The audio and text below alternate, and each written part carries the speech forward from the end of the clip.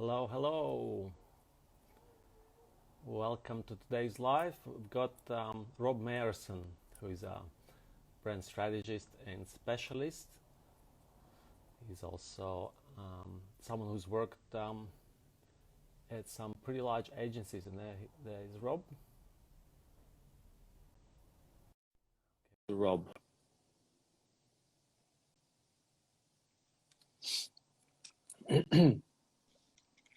Hey, Ilya, how are you? Hi, good day, Rob. I'm well. How are you? Great, thanks. Happy to be here. How's Thanks for inviting me. that? My pleasure. Yeah, I came across your. Well, actually, we I think we connected on Instagram some time ago, but I really kind of came across your work and your background through Jacob's Uh-huh.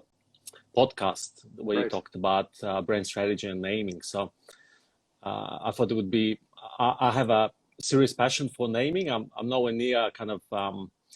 Obviously, I haven't worked with the larger organizations. My clients were mostly startups and kind of small to medium businesses that maybe were looking to get repositioned, or new businesses starting where we had to come up with a name for them, or sometimes name a product line for them or something like that. Hmm. But you've got, I think, obviously a very broad experience working with large organizations. So I know you worked at some of the larger branding companies like Interbrand, and I do know that you've done some work also for HP, if I understand correctly. You've done some, I'm not quite sure the Right. extent of your work. So maybe if you could give the people listening a bit of a breakdown of kind of Sure. your experiences. Yeah, I've been doing branding work for about 15 years, mostly on the agency side and mostly, well, a lot of it at big agencies, like you mentioned, Interbrand, Siegel and Gale, Future Brand are probably some of the ones that people might have heard of. I've also worked at smaller agencies. So I lived in Asia for a while, and in Shanghai, I worked for a firm called Lab Brand, which happens to be one of the best Chinese brand naming agencies out there. I don't speak Chinese very well, so I didn't get to do a lot of Chinese brand naming, but coincidentally, that's one of their areas of expertise. Um, but around 2012, I think, was at Interbrand. HP was a client, and HP had an opening for a head of naming on their brand strategy team and asked me if I would take that role. So I did that for a couple of years. I headed up naming and brand architecture there. And then shortly after the company split, HP split up into two separate companies. Now it's the old HP that you recognize with the blue circle logo, and now it's Hewlett Packard Enterprise is the other company. All Um, right. Yep. so after that, I was there when that split happened, which was really fascinating, although a bit traumatic. Yeah, um, I can imagine. yeah, and so I left, came out of that and started my own agency called Heirloom, where I do a lot of brand strategy and naming work. And um, not unlike you, I have plenty of clients who are small or SMB types of businesses. But I also still, because of my background and some of the relationships I built, have clients that are in the Fortune 500 as well. And for them, I'm obviously not renaming companies all that often, but naming products and Mhm. services and things like that. Nice. Yeah, you've traveled quite a bit. It's very interesting that how did you go with the Chinese kind of market? I know that you weren't naming, Chinese Right. brands, I guess necessarily, but I suppose they were looking for someone that would come in from obviously a different background, so that maybe they were trying to target like kind of Western markets. So, That's right. what was your experience? How did you find that in general working? Yeah, I moved there in about 2009. So right when the American economy was sort of cratering after the financial fallout of 2008, and China was doing quite well. So it was a pretty exciting place to be to see that economy blowing up in 2009. And Mm. honestly, that's a big part of why my wife and I decided to move there. We moved there before, or we made the decision before we had jobs lined up. Mm. So I just got lucky. I talked to a bunch of different branding firms in Shanghai, Beijing. We looked at Singapore, which we did eventually go to Singapore, and Hong Kong. And Vladimir, who runs Lab Brand in Shanghai, was nice enough to offer a role, even though he knew my Chinese wasn't that good.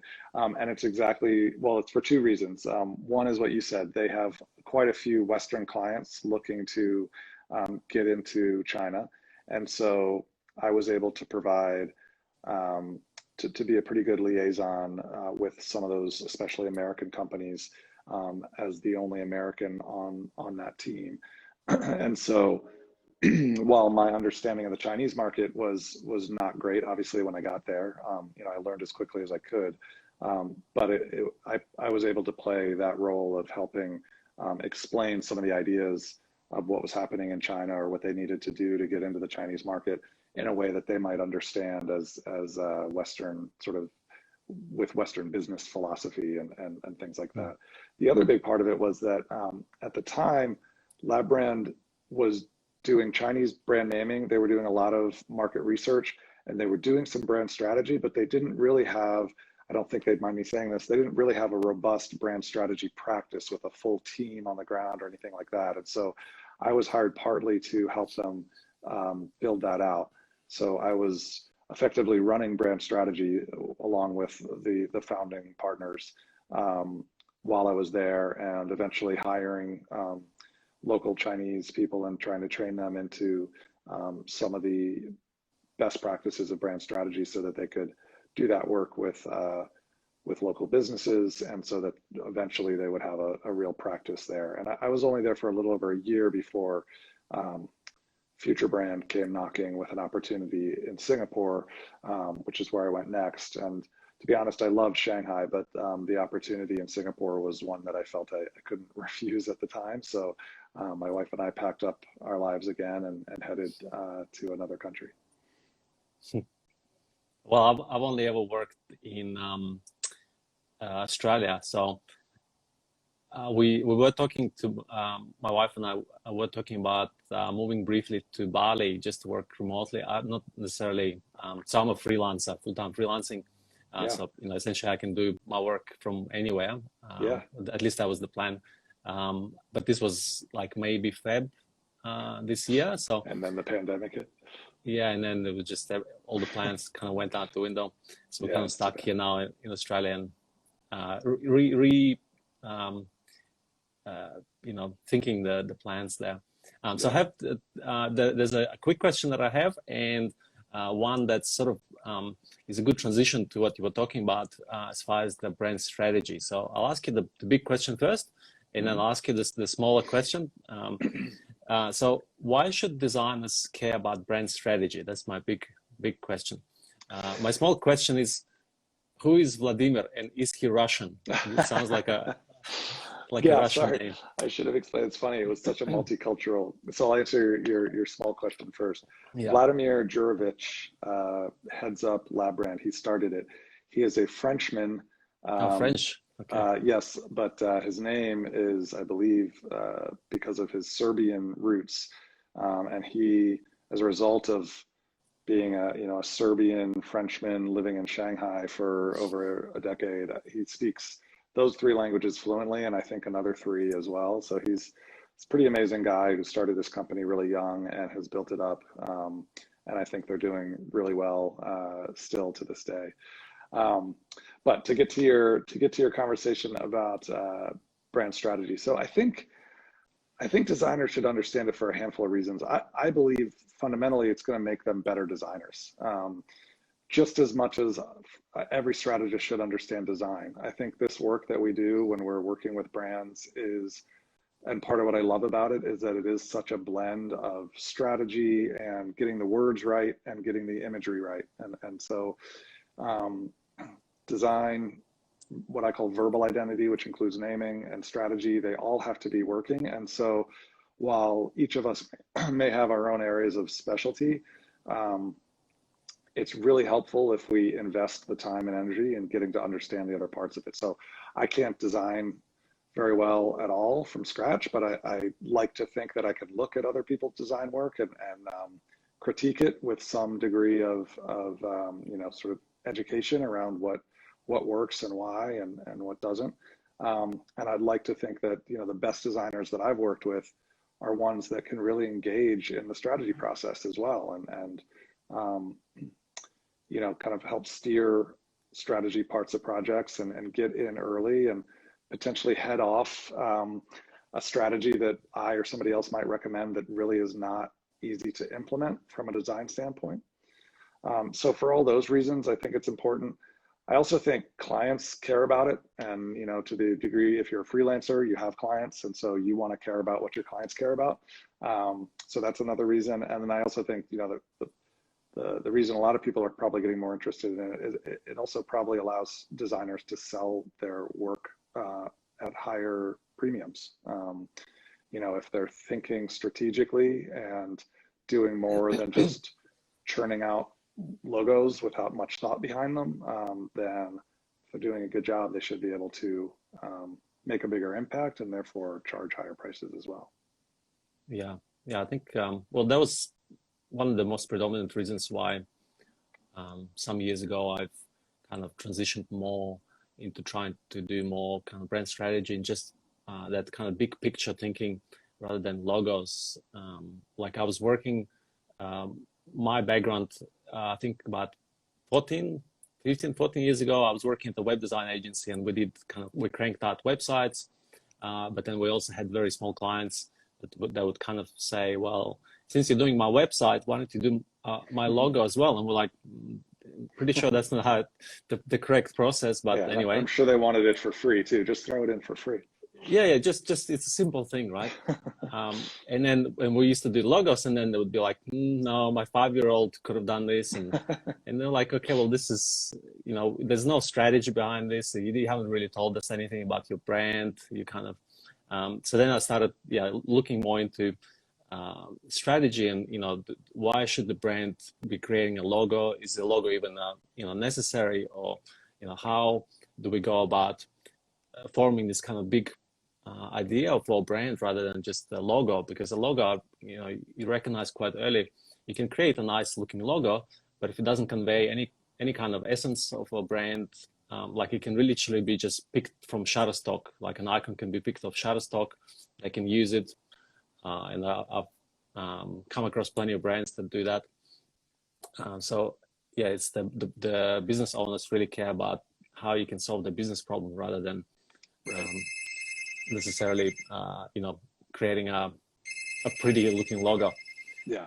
So my question is, what's from a naming perspective, when in the process of branding, I mean, I know the answer, but I think some of the audience would like to hear it, is at what point should you consider naming? So if there's a new client that comes to you, or maybe there's an existing brand that's looking to reposition, at what point do you have a conversation about naming? Or if the naming is on the cards, should you tackle that as the very first thing? Like where in the process of branding does that fall? Well, I mean, to put it, maybe this is an oversimplified answer, but it should come after the strategy and before the design, especially if you're going to design a logo, because you need, generally speaking, to know what the name is that you're going to put into the logo.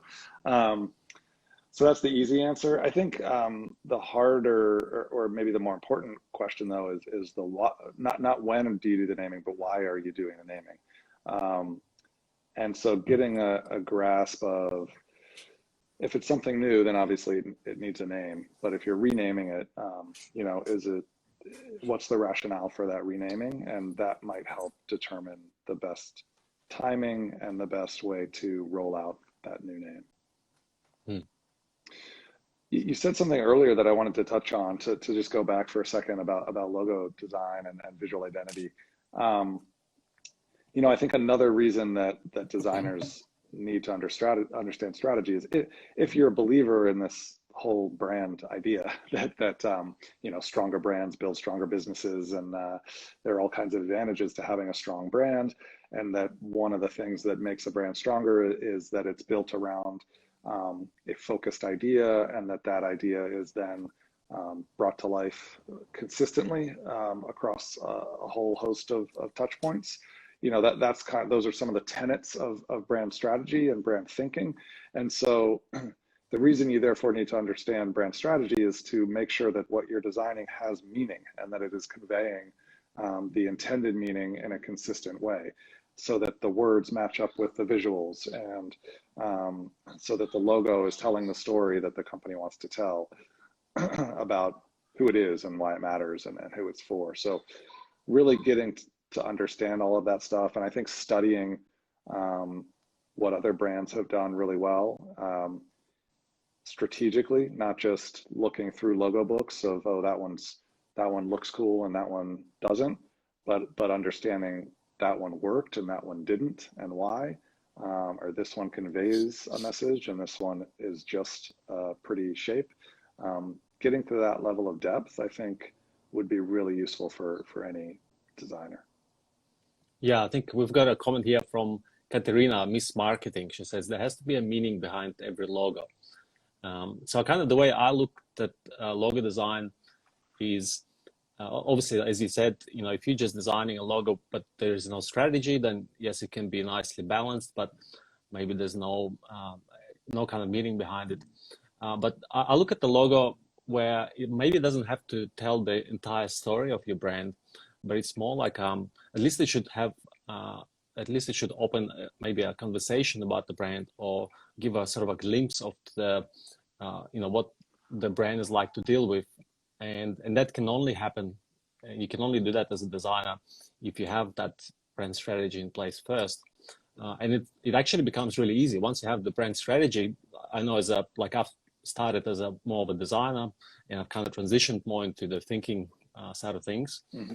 I know this as a designer that it's a lot easier to create a logo or website or any marketing materials when you have that brand strategy in place, because it's like a very clear checklist. You can go back and refer to the brand strategy and you go, does this logo or does this piece of marketing thing answer or communicate some of these key messages and key kind of essence of the brand? And if it does, then I think it kind of accomplishes that its job. Like, I don't think the logo needs to be a vessel to tell the entire picture, right? It needs to be kind of it needs just to fit in with the overall ecosystem of the brand, I think. Yeah, I would even go further and say that most likely any logo that tries to tell the entire story is probably going to be overcomplicated and kind of a mess. I mean, that maybe there are some that do that more than others, but simplicity is one of the hallmarks, I think, of great logo design. And so maybe not saying everything is a goal. And the same is true of names, by the way. One of the biggest mistakes that companies make if they don't know what they're doing coming up with a name, is they try to pack everything into the name instead of just letting the name, to your point, letting the name be a conversation starter. So it says one important thing, but it just sort of gets you past that first sentence or that first word of the story, and then you have messaging and design and everything else to help you tell the rest of the story. I think that some of the best logos out there, are word marks as well, and so I think we have to acknowledge that. Sometimes it's not really meaning per se, or it's not a substantive story that a logo is trying to tell, but it's just trying to convey a personality or a tone. And so, it's just important to think of the fact, or acknowledge the fact that that's another part of brand strategy, is what is the brand personality. And so you might have a mark like Coca-Cola, which doesn't really say anything about the product. It doesn't have any kind of inherent meaning as far as I know, but that script and that color, along with being so incredibly distinctive and consistent over the years, I think does convey a sense of personality that they use consistently through everything else they do. So that's another kind of opportunity for designers to just get a sense of what's the right tone or feeling that we want people to get when they see this. Yeah. No, yeah, I think it's totally correct. And also in the sense of, as you said, sometimes the logo can be very basic, or like almost like a word mark. And a lot of the times that's maybe due to the fact that, say, your brand positioning is saying that, your brand is all about providing the ease of use and being really simple to use, and It's providing convenience and all of these different things. And then in those cases, just creating a simple word mark makes sense, because that in itself kind of conveys this. Right. We're not about this mumbo jumbo and kind of complicated things and scripts, and it's just a simple straight up and down, sans serif logo mark or something. That in itself can convey, like, without even you knowing, it's like subconsciously telling you that this is a very simplistic brand, and it cares about this idealistic world of giving you simplicity and ease of use. And that is kind of a similar thing that this Misaki in the comments is asking. I'm not sure. Misaki SF, maybe San Francisco.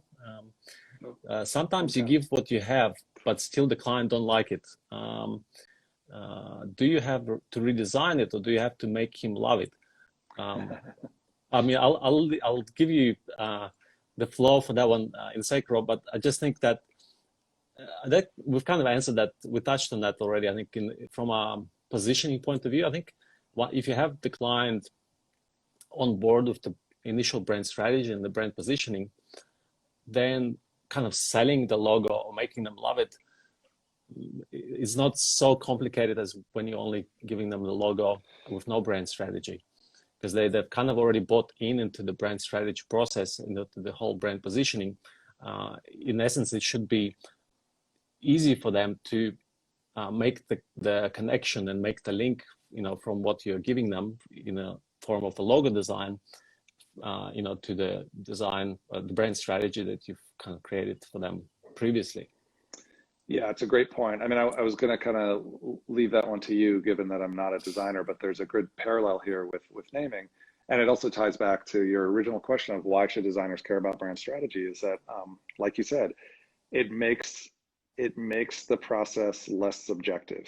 And this is one of the main ways to succeed in naming, is to make it as leave as little up to opinion as possible. So instead of showing a bunch of names, or if it is logos, and just saying which one do you like best, if you do that, then everyone's going to have a different opinion, and it's going to be really hard to figure out which one to use. But if you have done the strategy and you've done the briefing, then it's less which one do you like best, and it's more which of these names or which of these logos conveys the meaning that we all agreed we wanted to try to convey. And it's still, it doesn't make it easy necessarily. There's still all kinds of room for debate over, well, I think that one does it because of this, or I think this one does it better. But at least you're having a conversation that's a little bit more grounded, and hopefully it makes everyone feel a little more comfortable that they're having a real conversation, instead of just kind of shouting their opinions, and whoever shouts loudest wins. Yeah, it's not. It becomes less of a personal opinion, and this is true for naming or logo design or any kind of design in general. It becomes more of a conversation of, does this particular logo or name, communicate those things that we did in the brand strategy? You can objectively say yes or no, Right. or at least most people. I mean, some people will still have, some sort of an emotional reaction to like a logo or a name that maybe has bad connotations, for example, Right. from the personal experiences. But it's still much more objective than just giving them the logo, giving them the name without any context, and then they kind of just go, well, no, it doesn't. I hate red. Like, Jason in the comments was saying something about, if they hate red and they just say do red. Well, yeah, if you're just doing a logo, then you kind of go, maybe you're having difficulty to explain why red shouldn't be used. But if you have the brand strategy, you might say, well, we're targeting this particular target market, and we're trying to, be conveying safety or something, and then you're putting red, and that automatically becomes like a danger kind of color, and automatically your message is the opposite that what you're trying to say. There was another question here. I think let me just have a look. Yes, I think Jason here in the comments, he's answered also from a perspective, I think, of if you don't have a brand strategy and you're still having kind of issues with design, is to ask a lot of questions. And I think that's probably useful. If you don't have a strategy, or if you can't sort of afford, like if the client is not able to afford the brand strategy necessarily, if you're working with smaller companies and businesses, you can still sort of integrate, I think, some form of strategic thinking in there to Yeah, try yeah. and help guide them. I mean, So, I would argue that if you're asking a bunch of questions, you're probably doing brand strategy. You may not be calling it that, but maybe it's just a question of kind of reframing what you're doing. If you're asking a bunch of questions, I mean, that's what brand strategists do at the beginning of the process. You know, we may be a little more systematic about which questions we ask and how we ask them and how we then take the answers and kind of assimilate or distill that into some kind of strategy. But yeah, if you're doing something quick for a very small budget, or if you're just working, you know, for a friend, and there's just not going to be a big full-scale brand strategy phase of a project, you still got to ask those questions, and it's still the same questions. Just you know, it really shouldn't be what colors do you like, and you know, because strategically that doesn't make sense necessarily, especially if the person who's running the company or selling the product or whatever it is not the same as the target audience for that. So you know, if you have a 40-year-old friend who's trying to sell clothes to 20-year-olds, then their opinion of what looks good or sounds good probably doesn't matter that much. So part of being a strategist is making sure that you and your client are putting yourselves in the shoes of those customers, and asking the right questions. And then based on those answers, you're going to do naming potentially, you're going to do design, but that's really, you know, on some fundamental level, not to downplay the significance of strategy work, but it kind of is just asking questions and answering. yeah. So much to unpack. I'm just trying to process. Yeah, I think it's definitely something that designers need to think of in general, and I think a lot more designers are doing that now. You know, back in the day, I think brand strategy probably wasn't such a kind of popular topic or something that was across, or that many people were across. And I think now there are a lot more people being vocal about brand strategy in general, and I think that's helping to bring awareness to just, you know, not just smashing out logos, but rather having a, you know, deeper approach and kind of asking questions and making those connections. Yeah, it seems like there's this real movement of designers, and I don't know how new it is versus how much I'm just kind of how it's sort of new to me. I mean, a lot of this is coming through as I get kind of more deeply into Instagram and some of the different people that I've met, like you, like Jacob Cass over at Just Creative that you mentioned. There seems to be this new breed of younger or youngish designers who kind of inherently understand at least the importance of strategy, and are investing a lot more time and energy and thinking strategically and trying to be this hybrid strategist designer, or just a designer who thinks strategically, which is incredibly valuable to someone like me who really just does strategy work and doesn't do design, but also to clients.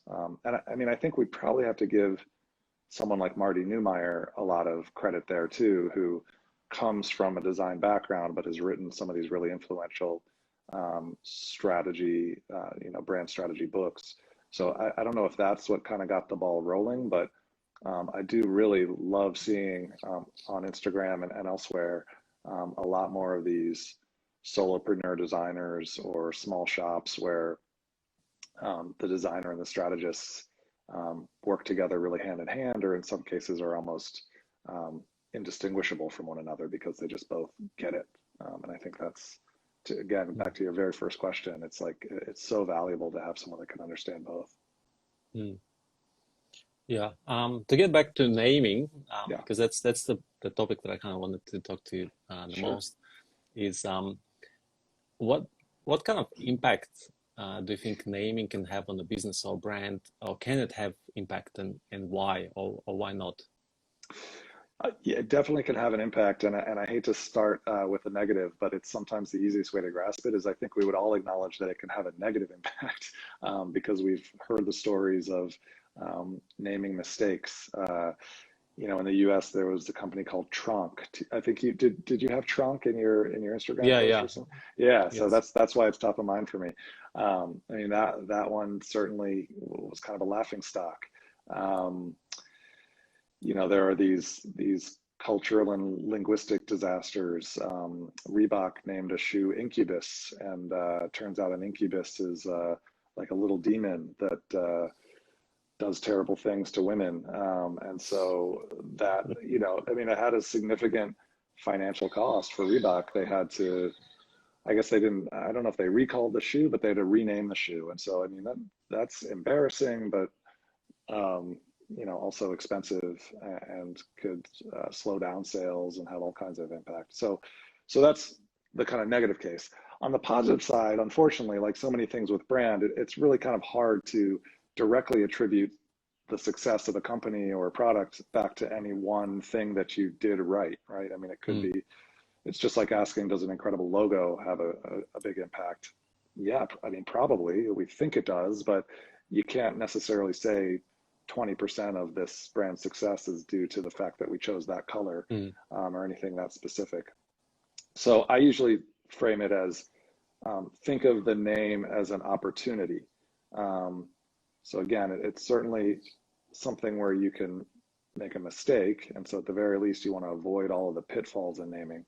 But on the positive side, I think you can think of it as an opportunity um, to start the conversation the way you want to build buzz around something, to educate people a little bit about what this product is, um, to strike an emotional chord. And so whatever it is that you're trying to do with that name, if you do it well, then you get a leg up on your competition. Maybe you don't have to invest as much in other aspects of marketing because you have an incredibly powerful name. mm. Yeah, it's very difficult, I think, for well, us creatives in general is just some of the services that we provide, like especially those kind of really subjective things like a logo or a name to really put up, I guess, a metric on it to say yes, we know Yeah. 100% that having this particular name or having this particular logo is going to achieve this particular bottom line kind of result or something like that. And I think that's what a lot of designers especially struggle with. I think strategists have, like yourself, that you have a bit more of your head around it in the sense of how to frame that to the clients. But I know a lot of designers, especially the ones who are starting out, when things are kind of brought up, maybe in a meeting or something with a client, they have a hard time, explaining that and justifying that. If they say, well, why do I need a logo? Why do I need a name? If you can't show me how much kind of necessarily value that's going to bring me, from a One thing monetary point that, of view. yeah, it is.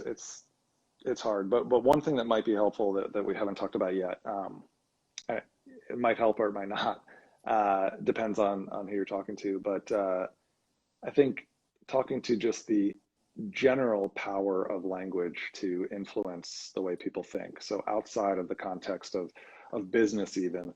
Um, but if you look at psychology studies around, if you tell a bunch of people that if you have people watch a video of a car crashing into another car, and if you ask half the people how fast do you think that car was going when it crashed into the other car, and then you ask the other half of the people how fast do you think it was going when it bumped into the other car, the group that you said crash to will have a statistically significant higher rating of how fast they think that car was going. So there's studies like that.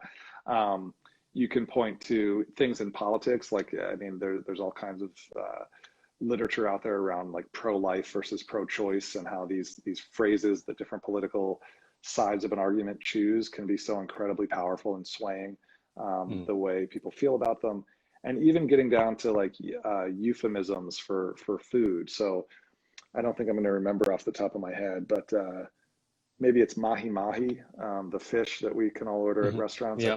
I think the original name for that was something like the toothfish, and of course nobody's going to order a toothfish. Um, and again, there are actual studies. Even prunes, they found that when they stop calling them prunes and start calling them dried plums, even though it's exactly the same thing, and most of us know that prunes are dried plums, sales actually go up because it's just the power of language. So giving some of those kinds of examples, while it doesn't tell you, unfortunately, there isn't a case study I can point to that says this company named itself this and therefore its revenues went up this amount. It still kind of hopefully gets your clients thinking like, oh yeah, okay, words are important. We need to choose carefully here. Yeah, because it's not a study that's where you look at case A, like the company names themselves, blah, like X, and another company names like the same exact company names themselves Y, and then you give that like 6 to 12 months period of doing the same kind of marketing, and then which ones, like you can't really do that. So yeah, because in order to do it right, you'd have to actually build that company and that brand, right? And so it becomes a pretty expensive proposition to actually build two separate brands and have them out in market for a significant amount of time. But I don't know. I mean, I'd love it if somebody tried to do some kind of A/B testing on a brand name and report back what they found. Maybe something like that exists, but I haven't seen it. Yeah, it's some kind of a control group. Like you have to have something that's controlled, and then something that where you say you have a very bland name like national security company, or something, and then versus some other creative name that you come up with, and then trying to test that. I don't know. Well, speaking of, just you were mentioning about trying to avoid mistakes, and we talked about Tronc and how that's kind of had a negative impact and had a bit of a they had a bit of a ridicule that they copped in the media for it, and from just overall from the creative community. From your experience dealing with small business owners or CEOs and stuff, what have you noticed that the biggest kind of maybe mistakes or mindsets that like negative mindsets for them to be able to come up with a great name for the business? There are a lot of places that naming can go wrong, which is part of why a lot of what I've written and talked about is about process. I know it sounds really boring, and a lot of us like to think that naming is this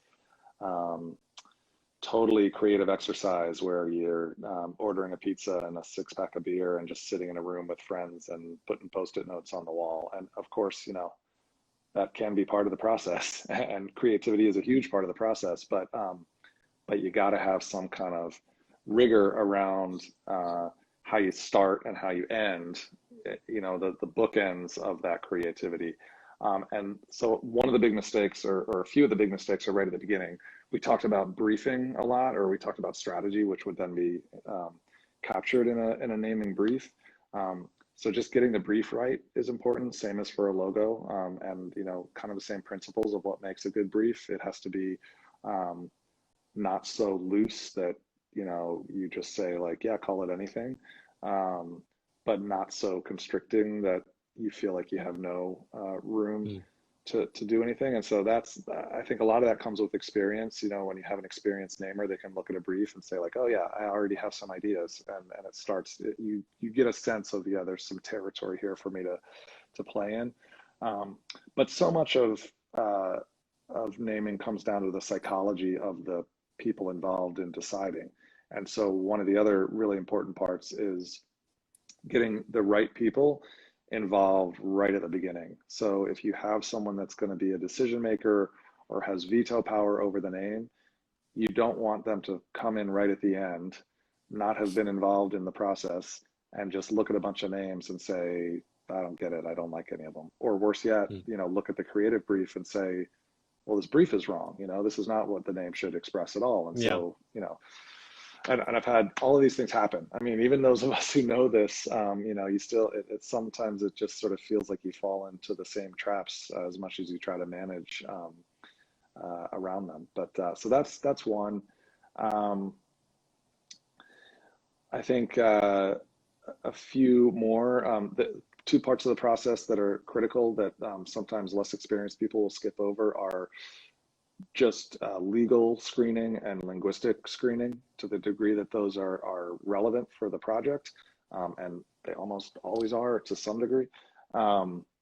You have to know that you can safely use a name in the market before you start using it. And so I've seen big agencies that claim to do naming and present a bunch of names and haven't done any kind of check to see whether anybody else is using them. And that ultimately just hurts the process, because it's almost worse if your client gets excited about those names and then you have to tell them, you know, those 12 names you liked, all 12 of them are unavailable. I mean, that's really demoralizing.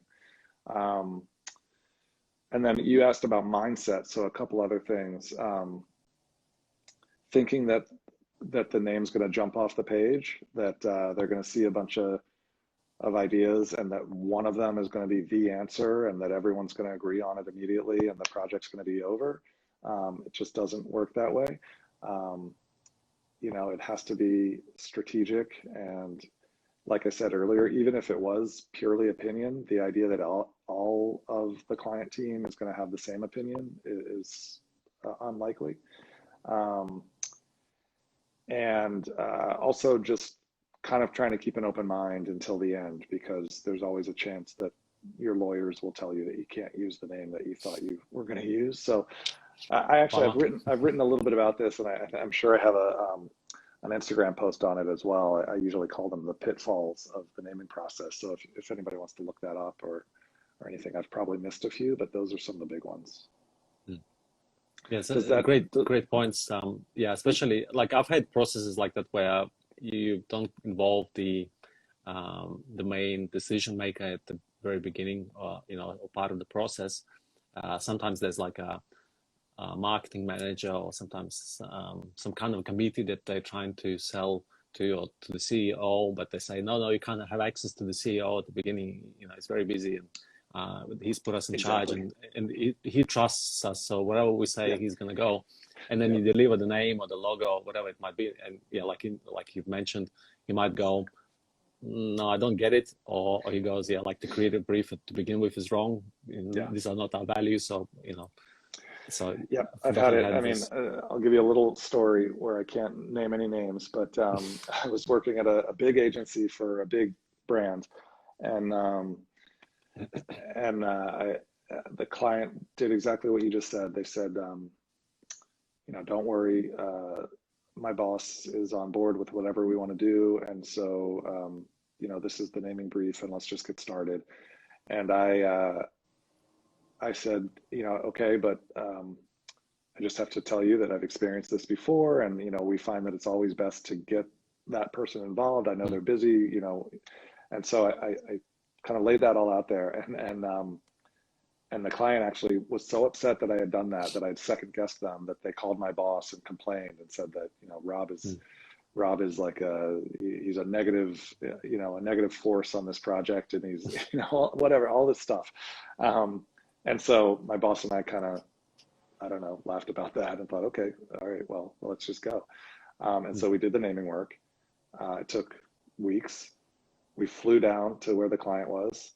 I was waiting outside to go in and present names. My boss went in to meet with the big boss at the client, shared the brief with him for the first time, and texted my phone and said, the big boss does not agree with the naming brief.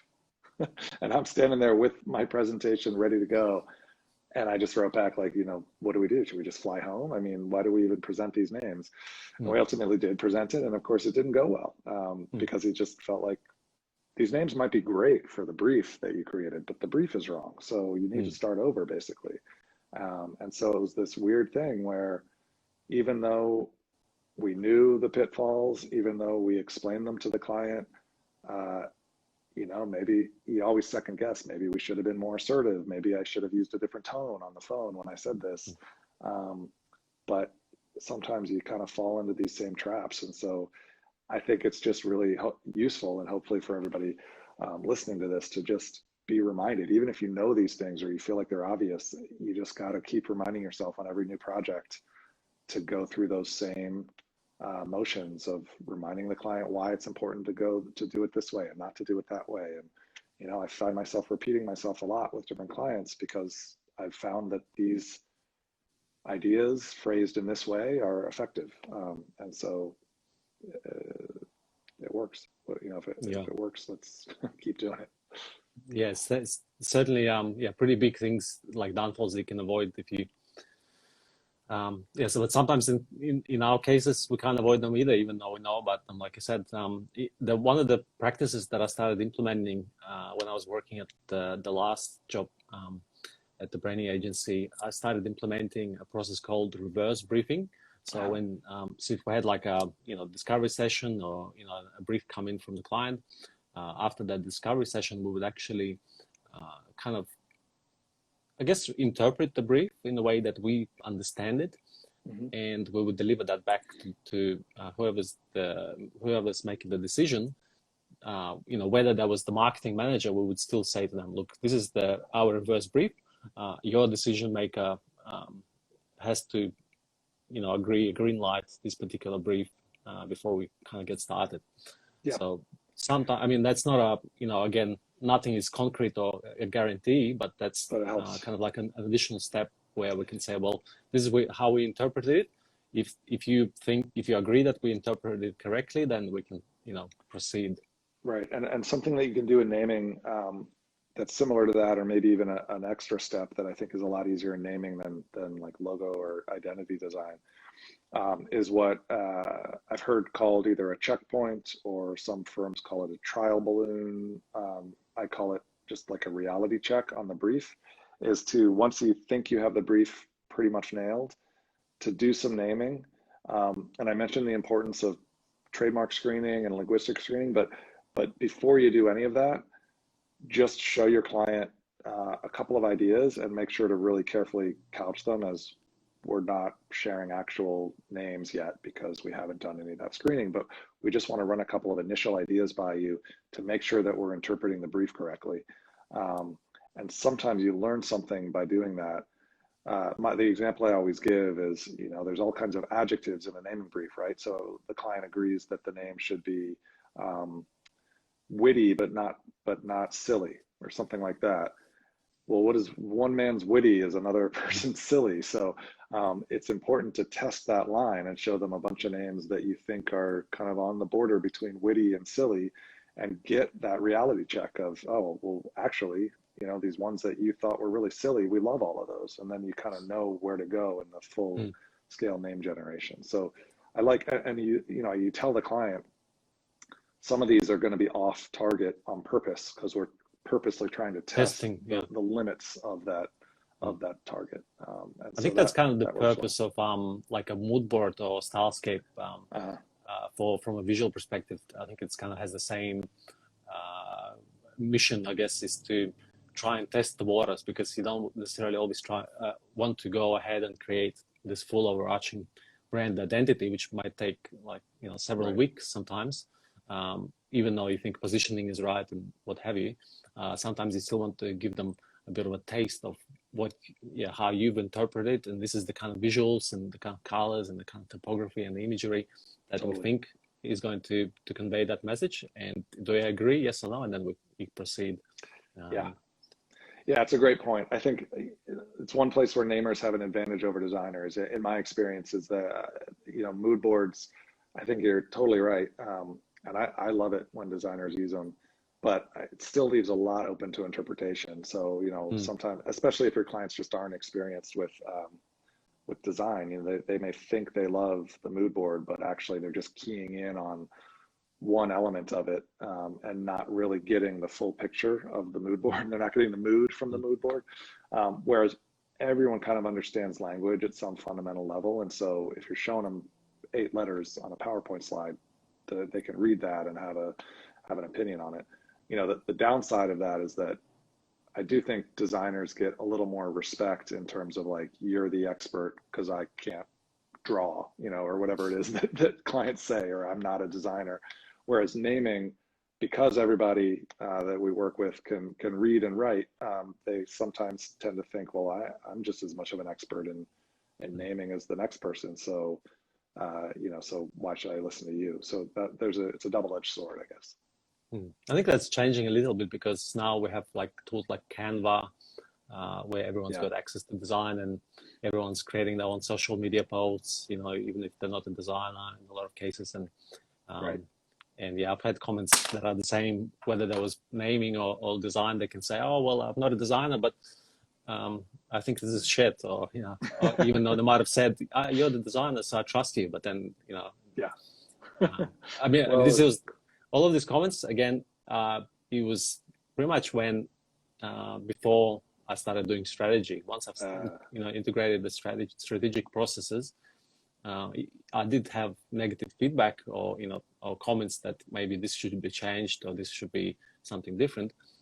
But it became less about just subjective opinions about something.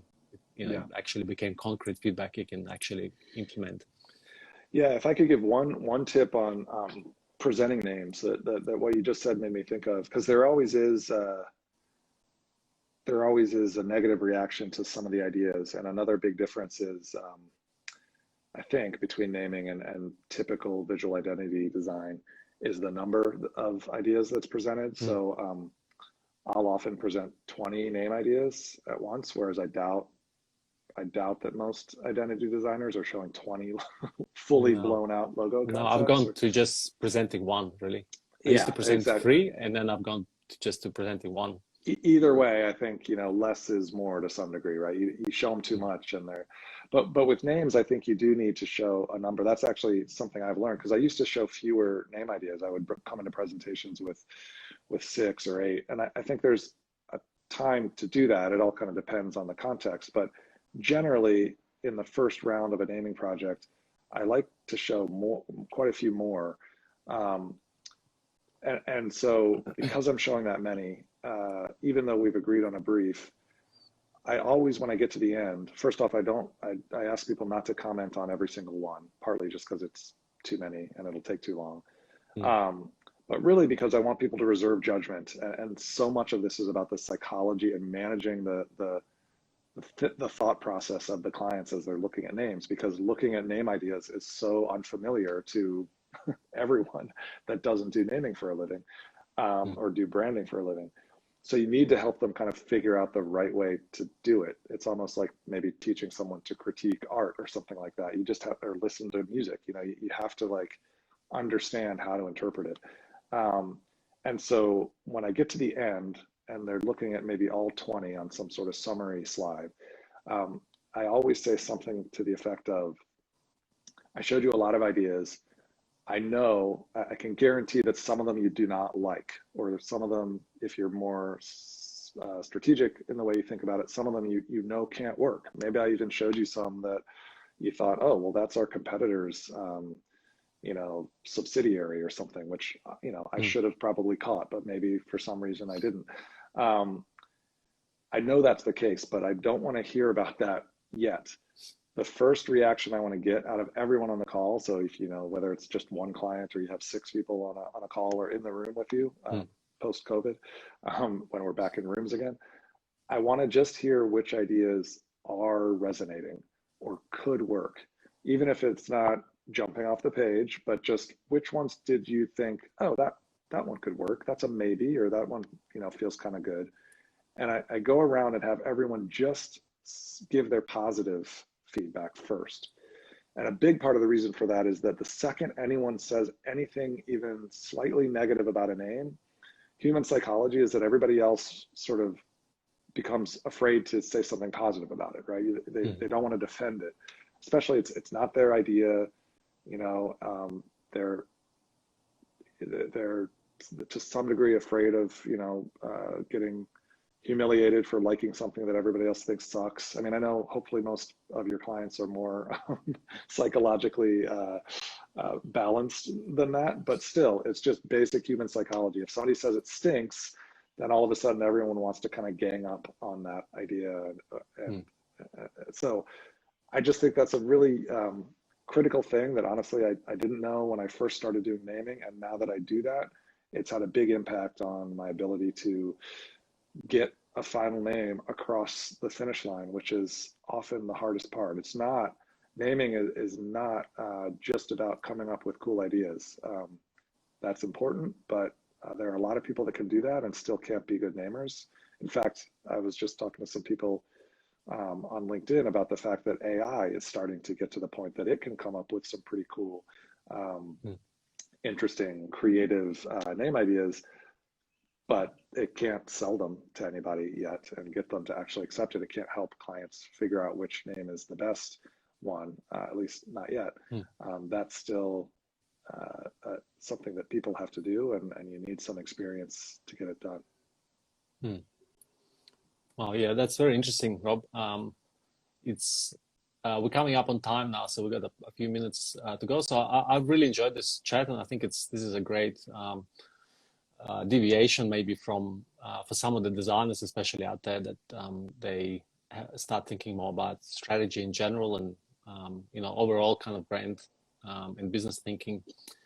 And if you don't mind, I might upload this to my IGTV in the videos, and then people can refer back to it. Why don't you tell people? I know people can find you on how brands are built on Instagram. Yep. And are there any other places that I believe you have a podcast, which I haven't checked out yet, but check it are out. there any other places they can find you on? It's all, a lot of it is around How Brands Are Built, which is a website at howbrandsarebuilt.com. And when you're there, you can find articles as well as the podcast episodes. Or if you just want to hear the podcast, you can find it on Apple or Spotify or Stitcher, wherever you listen to podcasts. It's also just How Brands Are Built. And then I do have my agency, Heirloom, that I mentioned, which is at heirloomagency.com. And it's got its own social media profiles as well. So I shouldn't be that hard to find. And I would just encourage anyone who's listening and interested to reach out if you have any questions or anything else that I might be able to help out with. And thank you, Ilya, for inviting me to join you today. My pleasure, Rob. It was great to have you. And we can maybe schedule another chat like this and down the track in the future. So I hope so. Well, have a great afternoon or morning, Rob, and everyone else who's watching. And we'll catch you on the Instagram or the other channels. Sounds good. Thanks. All right. Bye.